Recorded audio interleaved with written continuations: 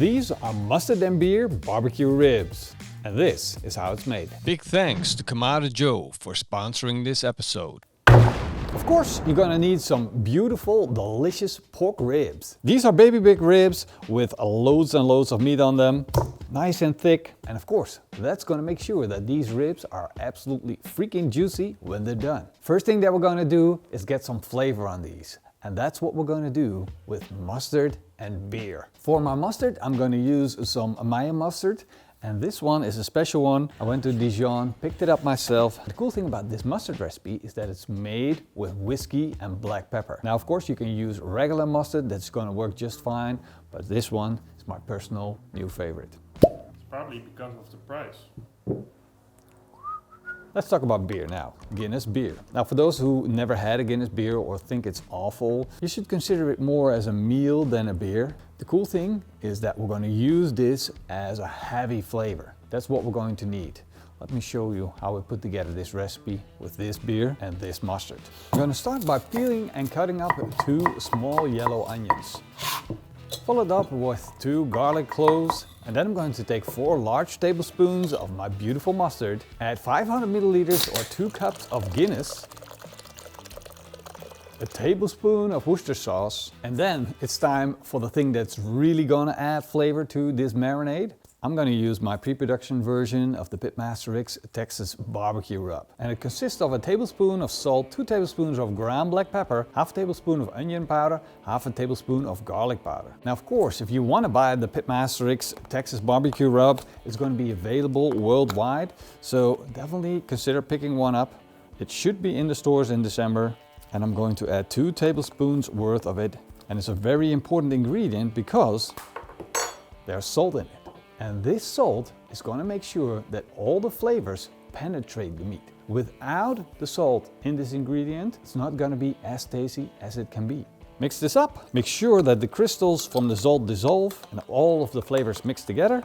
And then your marinade is finished. Pour the marinade in a bag and then we drop the ribs in the bag with the marinade. I'm going to lay this flat, close it almost all the way and then push out all of the air. Now, if you wonder where do you get these large bags? Over there.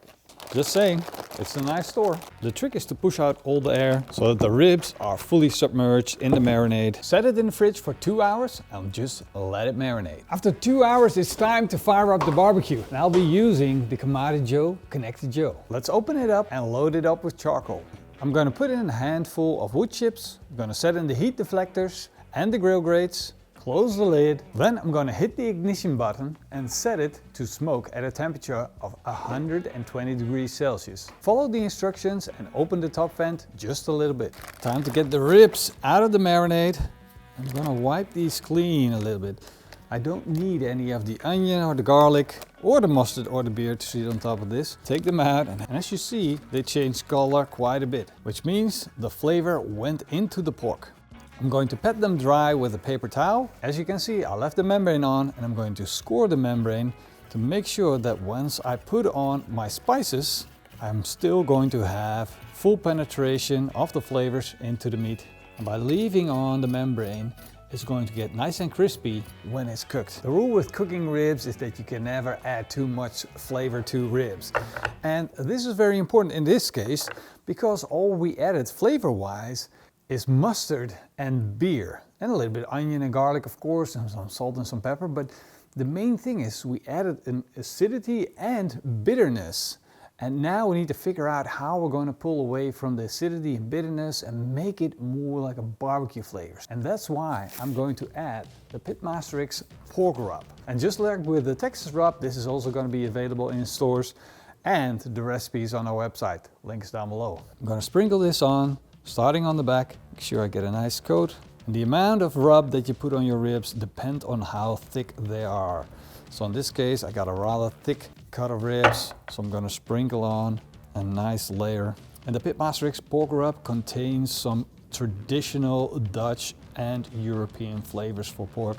So it makes a great combination between the mustard, the beer, and the flavors that we get on pork in Europe. And that's kind of cool, because beer and mustard on pork meat is typical European, and then adding more of the typical European flavor profile for pork It makes this really different to anything else. The Konnected JOE is up to temperature and it's giving off a little bit of smoke.